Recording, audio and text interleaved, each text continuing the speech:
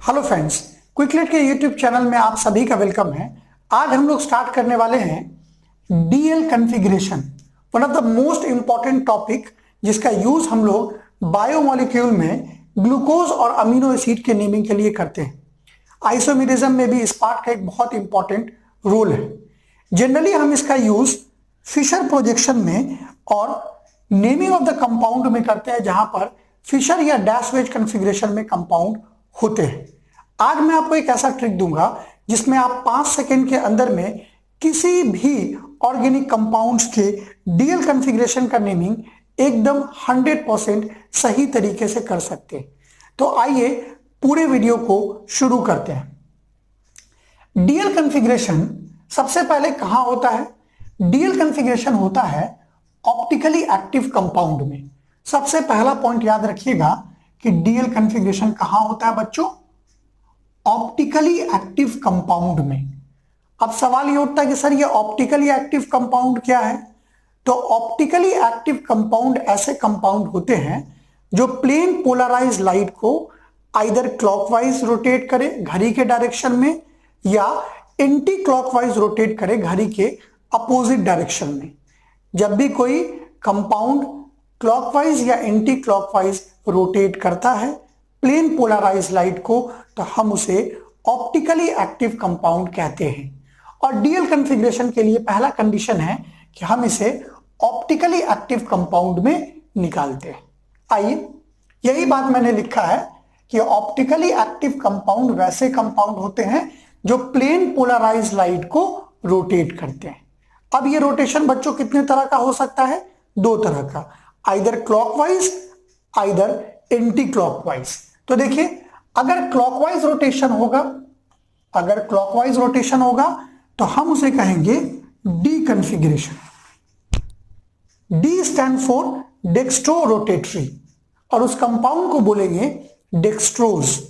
अगर anti clockwise rotation हुआ बच्चों, एंटी क्लॉकवाइज रोटेशन हुआ तो हम उसे कहेंगे एल कॉन्फ़िगरेशन। एल कॉन्फ़िगरेशन और L stand for laevorotatory और उस कंपाउंड को हम लोग बोलेंगे लीवोस। क्लियर हो गया?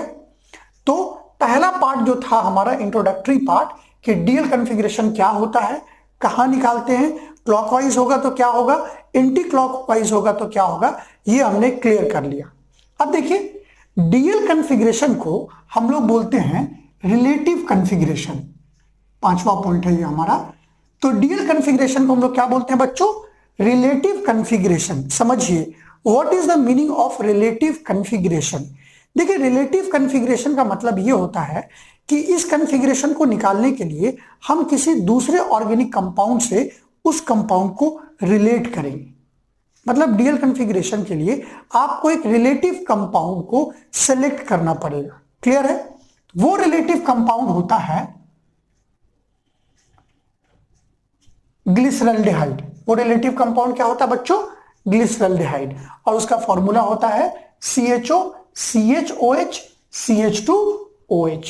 याद रखिएगा, यह भी बहुत बार पूछा जाता है कि ग्लिसरल्डिहाइड में कितने हाइड्रोक्सी ग्रुप होते हैं। तो एक और एक मिलाकर कितने हाइड्रोक्सी ग्रुप हुआ? 2। और एक बात याद रखिएगा कि यह ऑप्टिकली एक्टिव कंपाउंड है और साथ साथ ये किरल कार्बन भी रखता है। और कितने किरल कार्बन होते हैं इसके अंदर? 1 किरल कार्बन होता है। क्लियर हो गया? अब आइए, ग्लिसरल्डिहाइड को अगर हम रिलेटिव कंपाउंड बनाएं तो अब हमको इसका स्ट्रक्चर जानना बहुत इंपॉर्टेंट है। तो देखिए, अब हमें CHO CHOH और CH2OH को एक स्ट्रक्चर में डिजाइन करना है। तो देखिए, एक CHO, एक C, एक H, एक OH और नीचे CH2। अब स्ट्रक्चर को गौर से देखिए तो ट्रिक बहुत सिंपल है। अगर स्ट्रक्चर में OH राइट साइड हुआ तो डी कॉन्फ़िगरेशन, और उस कंपाउंड से पहले डी लगा देंगे और बीच में एक डैश लगा देंगे। क्लियर हो गया? अगर कंपाउंड में OH लेफ्ट हैंड साइड होगा बच्चों, तो लेफ्ट हैंड का मतलब हुआ कि वो प्लेन पोलराइज लाइट को एंटी क्लॉकवाइज रोटेट करेगा। हम उसे क्या बोलेंगे? Laevorotatory compound. और उससे पहले क्या लगाएंगे बच्चों? एल। क्या लगाएंगे बच्चों? एल। तो देखिए ग्लिसरॉल्डिहाइड के पहले हमने क्या लगा दिया? एल। मतलब कि ट्रिक बहुत सिंपल है। मैं एक बार फिर से आपको एकदम शॉर्टेस्ट ट्रिक दे रहा हूं कि जब भी कभी भी किसी भी ऑर्गेनिक कंपाउंड में आइदर वो फिशर प्रोजेक्शन बेस्ड कंपाउंड हो या डैश वेज बेस्ड कंपाउंड हो, एक ट्रिक में सब काम हो जाएगा कि सबसे लास्ट वाले कार्बन से पहले वाले कार्बन पे आप खड़े हो जाइए। देखिए OH राइट साइड है कि लेफ्ट साइड? अगर OH राइट साइड होगा तो डी कन्फिग्रेशन, OH अगर लेफ्ट साइड होगा तो एल कन्फिग्रेशन। तो आइए इस पूरे ट्रिक से हम जेईई नीट बेस्ड प्रॉब्लम को सॉल्व करते हैं। और यकीन जानिए अभी आप देखिएगा किसी भी प्रॉब्लम को सॉल्व करने के लिए हमें 2 से 3 सेकेंड लगेगा और उसमें हमें पेन भी उठाने का दरकार नहीं पड़ेगा। तो आइए देखते हैं। जैसे इस कंपाउंड का नाम है लैक्टिक एसिड। ये किरल कार्बन है क्योंकि चारों ग्रुप अलग अलग है, मतलब ये ऑप्टिकली एक्टिव होगा। ऑप्टिकली एक्टिव होगा तो इसमें डीएल कॉन्फ़िगरेशन निकलेगा। अब देखिए लास्ट वाले कार्बन से एक पहले वाले कार्बन पे खड़े हो जाइए।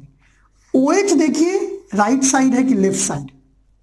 तो OH कंपाउंड के राइट साइड है, राइट हैंड साइड।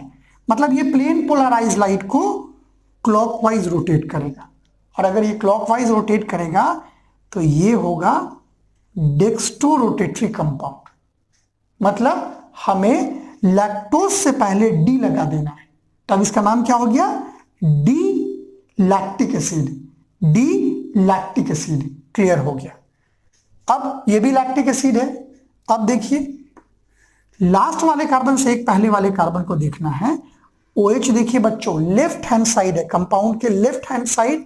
मतलब ये प्लेन पोलराइज लाइट को एंटी क्लॉकवाइज रोटेट करेगा। एंटी क्लॉकवाइज रोटेट करेगा मतलब this is L configuration. That means laevorotatory compound, L lactic acid. अब आइए तीसरे वाले क्वेश्चन पे आते हैं। कितना टफ लग रहा है भाई देख के? बहुत टफ लग रहा है ना आपको? इस कंपाउंड का नाम है इरेथ्रोज। अब देखिए CH2OH is a last carbon. ये कार्बन उससे एक पहले वाले कार्बन पे खड़े हो जाइए। OH देखिए बच्चों लेफ्ट हैंड साइड है, मतलब ये प्लेन पोलराइज लाइट को अगेन एंटी क्लॉकवाइज रोटेट करेगा। और एंटी क्लॉकवाइज रोटेट करेगा तो ये भी होगा एल इरेथ्रोज। याद रखिएगा सबके बाद आप ऐसे करके डैश जरूर दीजिएगा। एल इरेथ्रोज डी लैक्टोज, इस तरह से लिखिएगा फॉर्मेशन में। मेरे पास स्पेस थोड़ा कम है तो हम यहीं पे दे रहे हैं। अब आइए इस कंपाउंड को थ्रियोज पे आइए। ये है लास्ट वाला कार्बन, उससे एक पहले वाले कार्बन पे आ जाइए। OH देख लीजिए बच्चों। OH अगेन किस तरफ है बच्चों? OH हमें दिख रहा है लेफ्ट हैंड साइड, मतलब ये भी एंटी क्लॉकवाइज रोटेट करेगा। और इसके लिए भी हम लोग यूज करने वाले हैं एल थ्रियोज। कितना सिंपल है। फाइनली जो सबसे इंपॉर्टेंट कंपाउंड है जहां इसका यूज होता है नेमिंग के लिए, ग्लूकोज और अमीनो एसिड। तो आइए अब ग्लूकोज का ये स्ट्रक्चर है, हम बताते हैं कि ये डी ग्लूकोज है या एल ग्लूकोज है। Very simple. ये लास्ट वाला कार्बन है बच्चों CH2OH। एक पहले पे खड़े हो जाइए। खड़े हो गए। OH देखिए, OH हमें दिख रहा है राइट हैंड साइड। और राइट हैंड साइड का मतलब है कि ये प्लेन पोलराइज लाइट को क्लॉकवाइज रोटेट करेगा। That means it is D glucose. आप इस तरह से, मेरे पास स्पेस कम था इसलिए हम लिखे, but the right answer is like this, D glucose. आपको क्या कर सकता है? कोई स्ट्रक्चर दे देगा, बड़ा कॉन्फ़िगरेशन दे देगा और आपको बोलेगा कि आप उसमें डी या एल कॉन्फ़िगरेशन को फाइंड आउट करें। तो आप बिल्कुल भी परेशान मत होइएगा। सिर्फ लास्ट वाले कार्बन से ऊपर वाले कार्बन पे खड़े हो जाइएगा और देखिएगा कि OH राइट हैंड साइड है या लेफ्ट हैंड साइड। एक और ट्रिक बता देता हूं कि अगर अमीनो एसिड होगा तो अमीनो एसिड में आपको OH नहीं मिलेगा, वहां होगा NH2। सेम ट्रिक आपको अप्लाई करना है। बस आपको देखना है कि NH2 राइट हैंड साइड है या लेफ्ट हैंड साइड। अगर NH2 राइट हैंड साइड होगा तो D होगा, अगर NH2 लेफ्ट हैंड साइड होगा तो L होगा। सेम कंसेप्ट लास्ट वाले कार्बन से पहले वाले कार्बन पे आपको इस स्ट्रक्चर को देखना है। तो पूरे वीडियो पे हमारा बहुत मेहनत है, हमने टाइम भी बहुत दिया है। तो आपसे रिक्वेस्ट है कि वीडियो को ज्यादा से ज्यादा लोगों तक पहुंचाए, लाइक शेयर और सब्सक्राइब करें और इसी तरह के वीडियो के लिए देखते रहें क्विकलेट केमिस्ट्री का YouTube channel. Thank you very much.